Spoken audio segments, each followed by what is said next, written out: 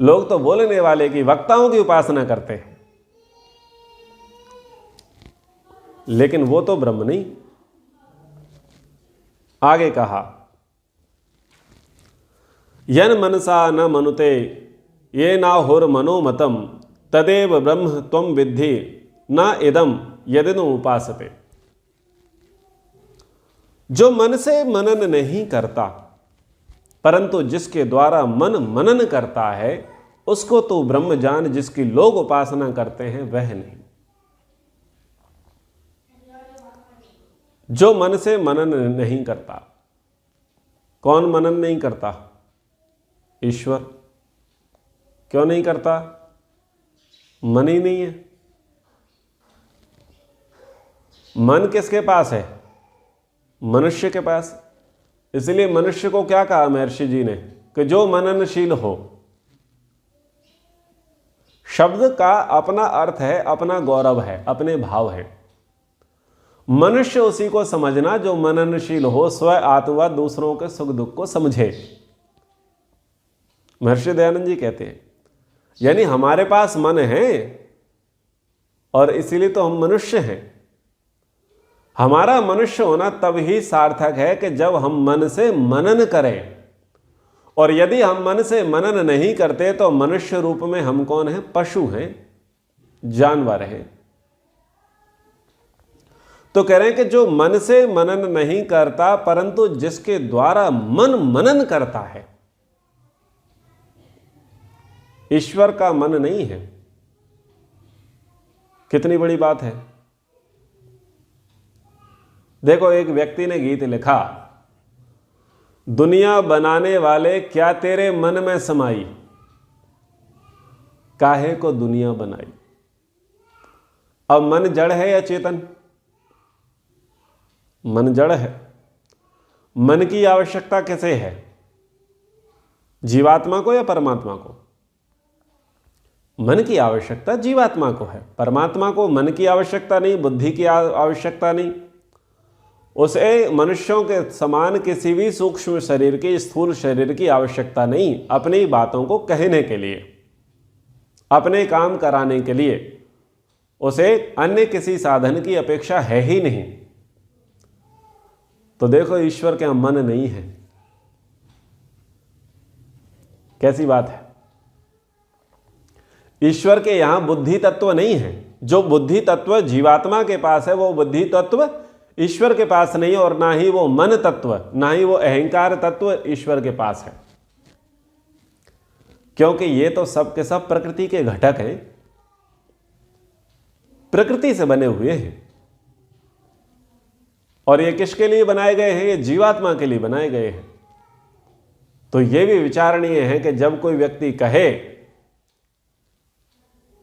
कि दुनिया बनाने वाले क्या तेरे मन में समाई, काहे तूने दुनिया बनाई, तो वहां पर आपको ऑब्जेक्शन खड़ा करना चाहिए कि बोले आप गलत कर रहे हैं, आप सिद्धांत विरुद्ध बातें कर रहे हैं। इस पंक्ति को सुधारो कि दुनिया बनाने वाले क्या तेरे मन में समाई,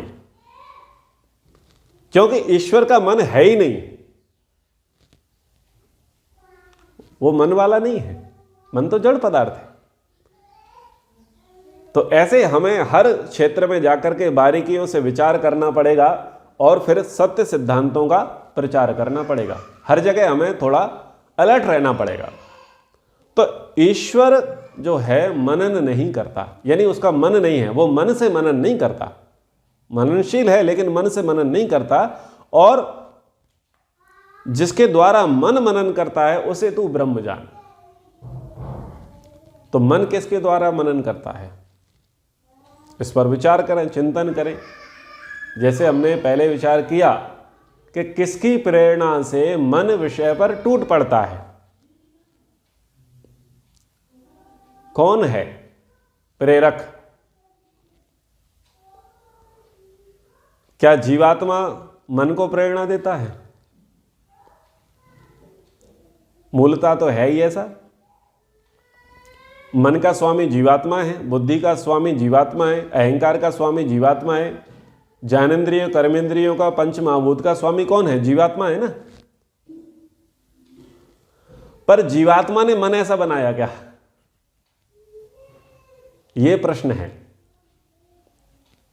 मेरा इंडिविजुअल मन है, आपका इंडिविजुअल मन है, आपकी भी बुद्धि है, आपका भी चित्त है, आपका ही अहंकार है, आपकी भी ज्ञानेंद्रियां, आपकी भी कर्मेंद्रियां हैं।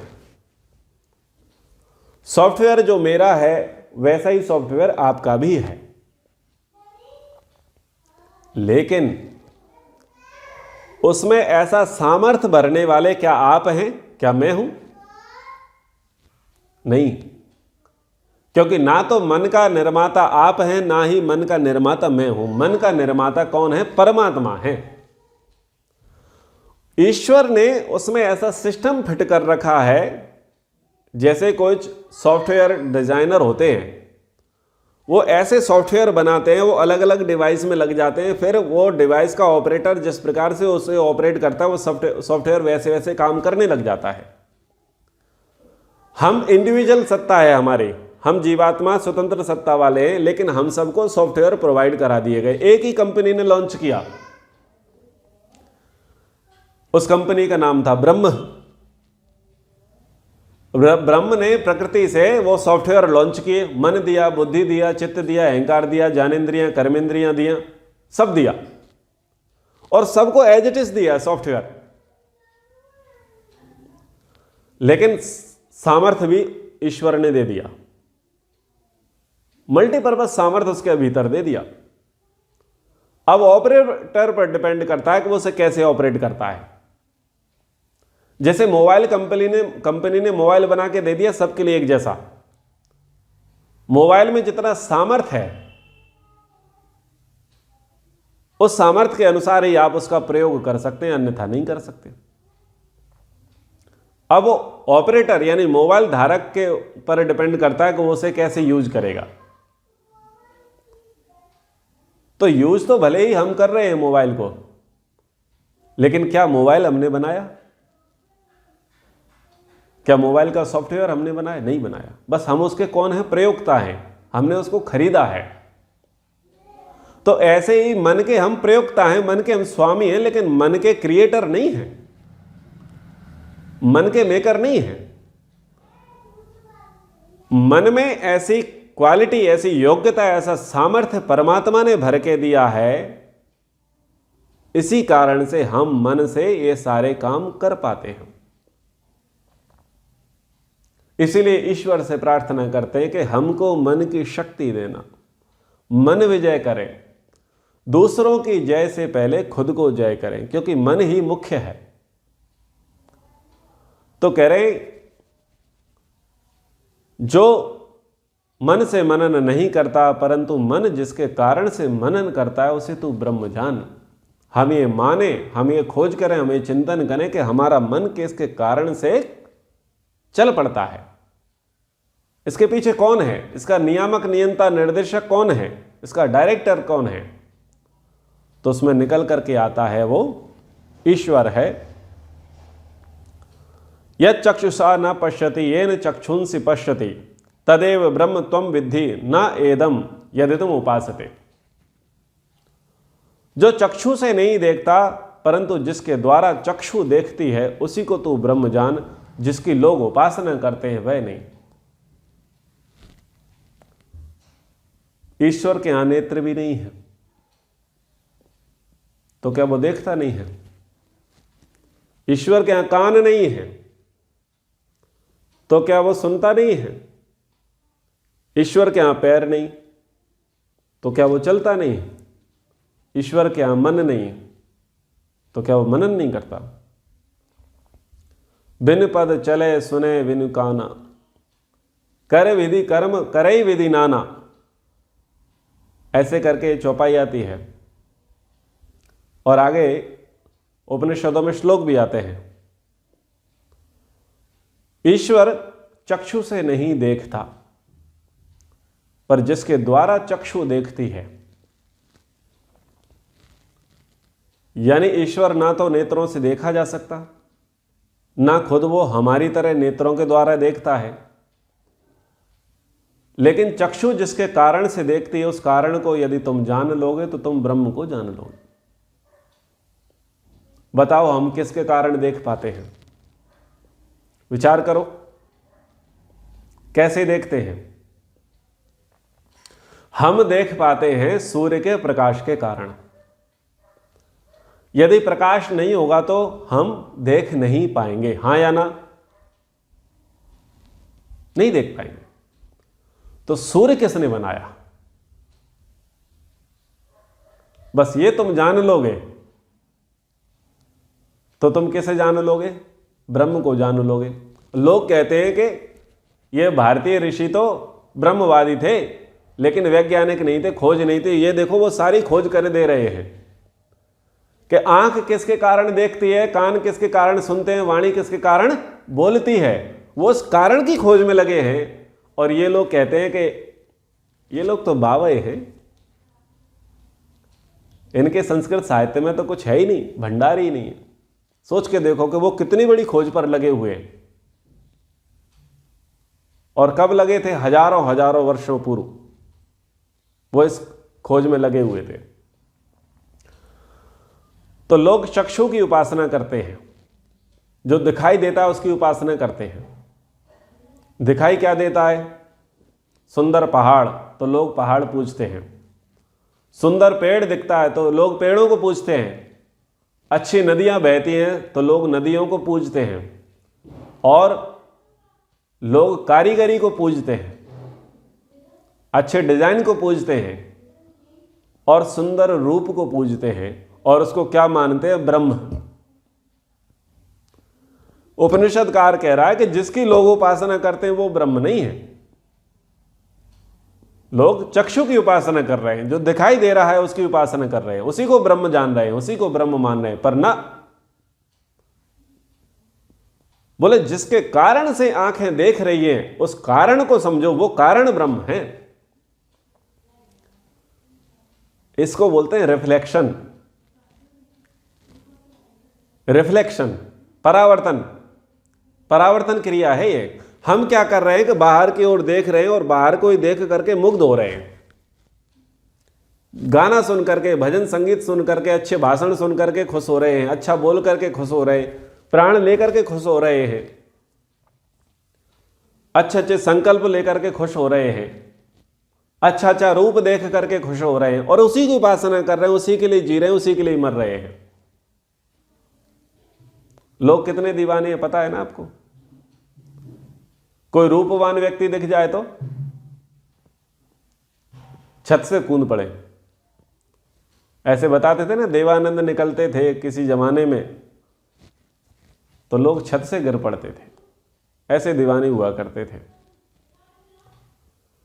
तो यानी वो उसी की उपासना कर रहे हैं, उसी को ब्रह्म मान रहे हैं, उसी को सर्वोपरि मान रहे हैं। तो जो विषय हैं, मन के विषय हैं, बुद्धि का विषय है, नेत्र का विषय है, श्रोत्र का विषय है, वाणी का जो विषय है, उन विषयों में ही व्यक्ति इतना आसक्त हो गया है कि वो वहीं पर लिप्त हो गया, वहां से लौटा नहीं। और केन उपनिषदकार क्या कह रहा है कि वहां से छू करके लौटो। केन उपनिषदकार ये कह रहा है कि देख रहे हैं, अच्छा देख रहे हो तो इस जो दिख रहा है इसी में लगे मत रहो, किसके कारण देखा जा रहा है उसके पीछे आओ। अच्छा बोल रहे हो, बढ़िया बोल रहे हो, अच्छा तो इस बोलने पर मत जाओ, बोलने के पीछे मत जाओ, किसके कारण बोला जा रहा था उसके पीछे आओ। जैसे मैंने पिछली कक्षाओं में कहा कि एक व्यक्ति बढ़िया परफ्यूम लगा करके आता है, व्यक्ति बढ़िया परफ्यूम लगा करके आता है और पीछे से व्यक्ति जब देखता है कि ये जो व्यक्ति निकल के गया इसमें तो अच्छी सुगंध आ रही है, और वो लंबे से नाक खींचता है और फिर धीरे धीरे उसके पीछे जाने लगता है। अब बताओ वो व्यक्ति की सुगंध थी या परफ्यूम की सुगंध थी? परफ्यूम की सुगंध थी। व्यक्ति किसके पीछे जा रहा था? व्यक्ति के पीछे जा रहा था जो परफ्यूम लगाया हुआ था। तो उपासना किसकी की? बोले जहां से गंध आ रही थी, जहां से वो गंध आ रही थी उसी की उपासना करने लगे, उसी के पीछे लग गए। ये नहीं देखा कि इसका कारण क्या है। इसका कारण परफ्यूम है, कारण पर फोकस नहीं कर रहे लोग।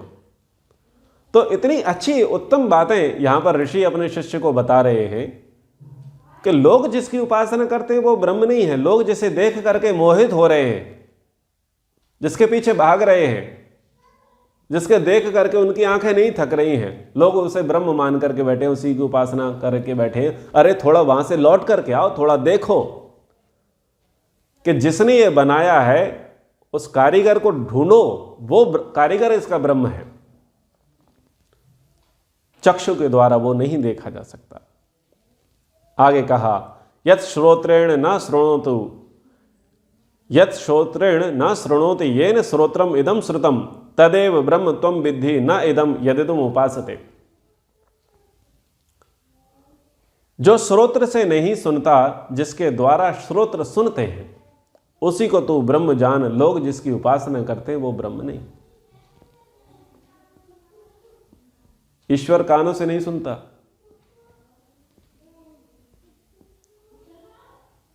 लेकिन कान जिसके कारण से सुनते हैं वो ब्रह्म है। हम कानों से मंत्र सुनते हैं ना, क्या वो मंत्र ब्रह्म है? वो मंत्र ब्रह्म नहीं है, वो विचार ब्रह्म नहीं है, वो नाद ब्रह्म नहीं है। जिसके कारण से सुना जा रहा है वो ब्रह्म है। अच्छा, ओम का उच्चारण करते हैं तो कैसा लगता है, और ओम के उच्चारण को सुनते हैं तो कैसा लगता है? बड़ा मन प्रसन्न हो जाता है। लेकिन ना तो वो उच्चारित किया गया ओम ब्रह्म है, ना वो सुना गया ओम शब्द ब्रह्म है। वो ध्वनि ब्रह्म नहीं है। जो आपने ध्वनि निकाली और जो ध्वनि आपने सुनी वो ब्रह्म नहीं है। वस्तुतः ब्रह्म कौन है? कि जिसके कारण से ध्वनि निकली और जिसके कारण से ध्वनि आपने सुनी वो ब्रह्म है।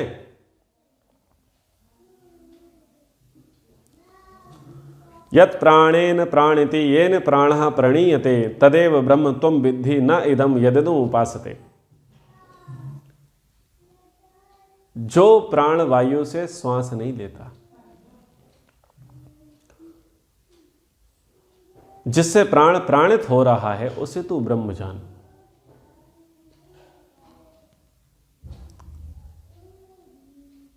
प्राणायाम करते हो,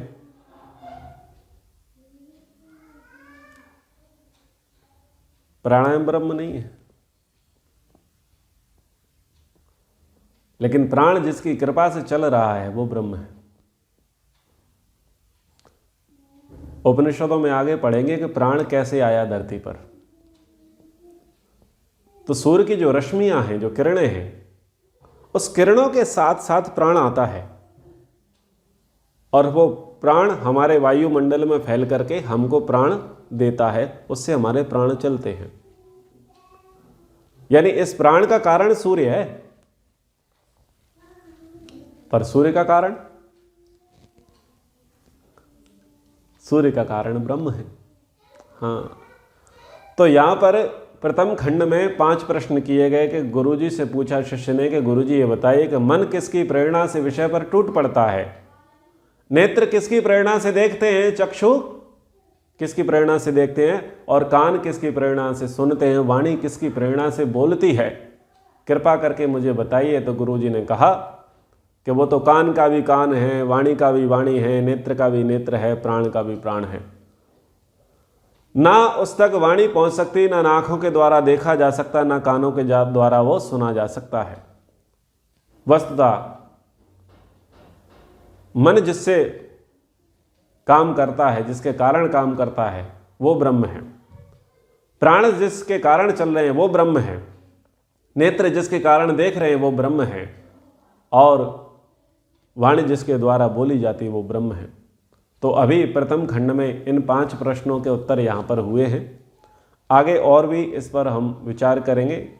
क्योंकि ये विषय गूढ़ है तो थोड़ा आपको उबासी आएगी, पर थोड़ा चिंतन करते रहिएगा, मनन करते रहिएगा। बहुत अच्छे प्रसंग हैं। आपको जितना जितना इसमें समझ में आता जाएगा, आपकी लगन और उतनी ही लगती चली जाएगी। तो ये प्रथम खंड यहाँ पर पूरा हुआ। आगे भी इन्हीं खंडों पर हम विचार करेंगे। कक्षा को यहाँ पर विराम करते हैं। इति ओम शम।